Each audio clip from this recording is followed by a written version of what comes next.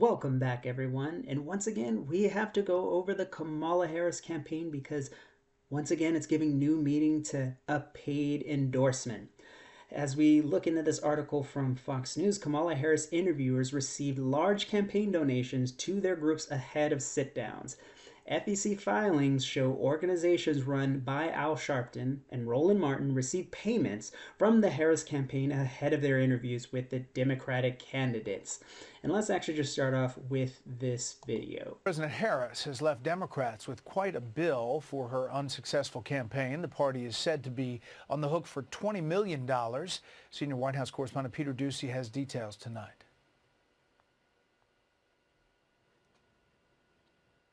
Kamala Harris ran an incredibly inspired campaign. Inspired and in debt. Reportedly about $20 million worth after blowing through $1 billion in 110 days.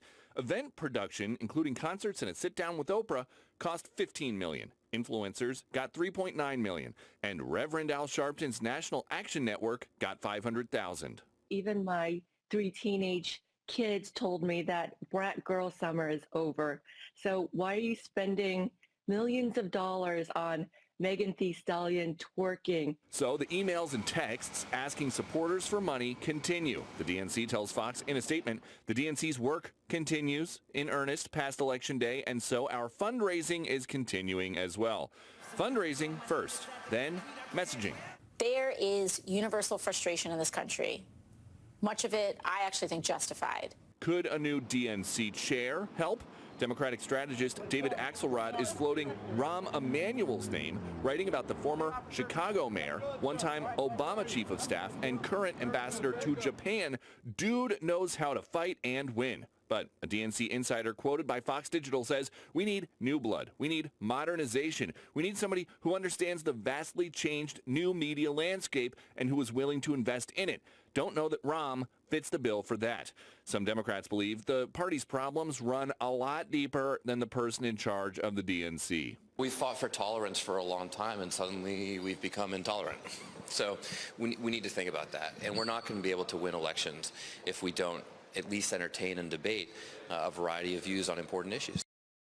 Democrats now seem united in agreement the party has to change to win, and not just on the issues. We know that Biden and Harris are going to be gone soon. Tonight, Axios is citing unnamed Democratic lawmakers as telling them they hope Nancy Pelosi takes a backseat too.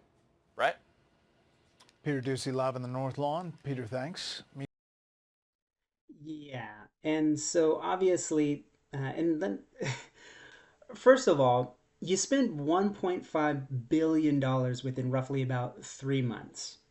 You literally paid about, because I think the Kamala Harris campaign received, and they're still counting, which is ridiculous in itself here in the States. But I think the last time I saw Kamala Harris was somewhere at 73 million to Trump's like 75, close to 76 million.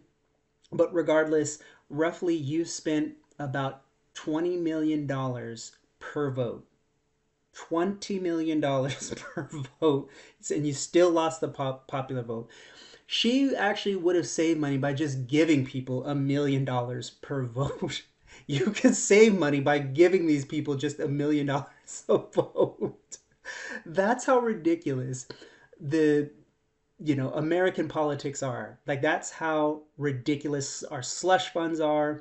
And it doesn't even matter even if you're spending the most, because obviously if you're that atrocious of a candidate, you're still going to lose. So it's not even necessarily about how much money. So I guess in a way that's a somewhat of a good thing.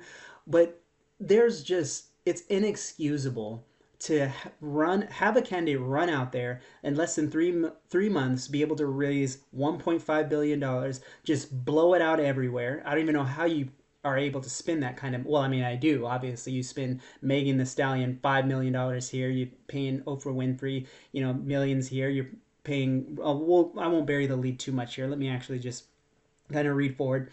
Vice President Kamala Harris' campaign reportedly gave large amounts of money to organizations run by media figures in the weeks before the sitting down for interviews with them.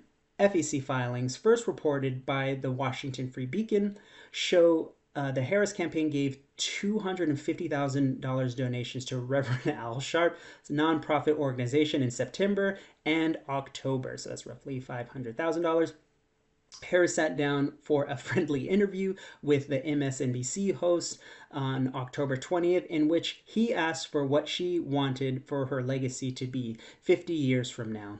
And apparently, what she wants it to be is just a paid endorsement. Sharpton wasn't the only media ally to receive received a payment from the campaign to his organization ahead of the sit-down interview. A bombshell New York Times report revealed. So we scroll down. The campaign also gave a $350,000 payment to New Vision Media on September 9th, according to FEC filings first reported by The Times. New Vision Media is a media company run by journalist Roland Martin. Martin spent roughly 30 minutes interviewing Harris on his streaming program in October. And the reason why I'm laughing about this is because it really wasn't an interview at all. I mean, honestly, he was just asking her silly questions, wasn't digging into deeper what her policies. I don't even think he really even asked anything about her policies. And what's even more egregious about this, they're using that term journalist like it should be used very loosely, because he really isn't a journalist. Because as a journalist, you're actually supposed to disclose any forms of payment, because obviously that could be viewed as a conflict of interest. He didn't do that. So obviously he's just a clown. I mean, that's 101 journalism. I mean, it's just obviously you have a conflict of interest, and he should have disclosed that, and he never did. So by my definition, that's not a journalist. The former CNN contributor told The Times the payment was for advertising. See, and then what kind of advertising do you need for $350,000? I mean, it should have been a hell of a lot more. Oh, I should have read further. It should have been a hell of a lot more, he said, according to the report. More should have been spent on black-owned media. What is this clown talking about? She literally could have went on. Here's actually the funny part about it. She could have went on Joe Rogan Experience, and for free. She would have probably received millions of views. Now, obviously, people would have got to see the real her. And the funny part is, she does seem like a really insufferable person, but at least try. That would have been free. She had opportunity to go on these, podcasters and reach out, and I'm sure any of them would have been more than happy. But because, they wouldn't give her softball interviews, and because apparently she wasn't able to buy them off.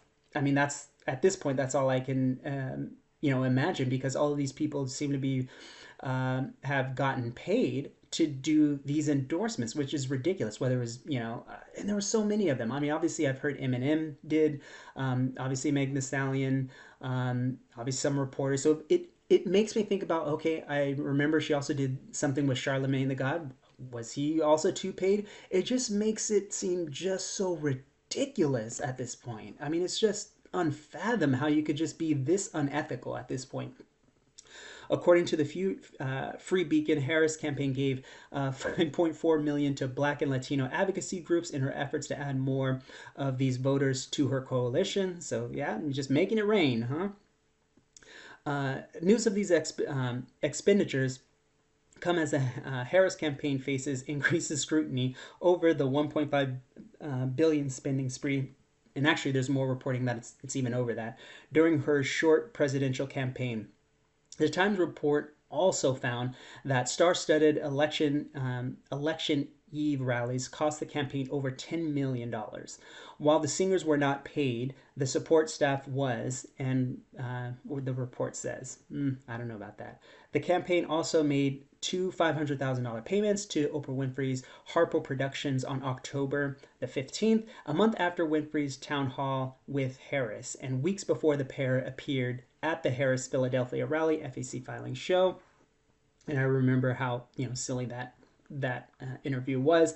The full price of the event with Oprah Winfrey was closer to $2.5 million, Harris allies told The Times. A Harper Productions spokesperson acknowledged to Variety that the company took money from the campaign, but claimed it was for production costs. The Harris campaign did not immediately return a request for comment to Fox News Digital. And this just kind of wraps up, like, how egregious our politics are, and how egregious, and what an endorsement really means. In this case, it means nothing. Well, unless you're willing to pay, then it just means you get to run away with a bag, and you could still lose. But I'm kind of curious on what everyone else thinks. I mean, I just think it's hilarious, that our politics have gotten to this point where literally it's just a sideshow at this point. Politics is just games to them at the end of the day.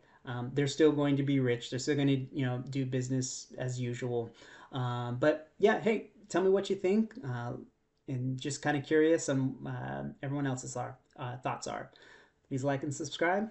See you later.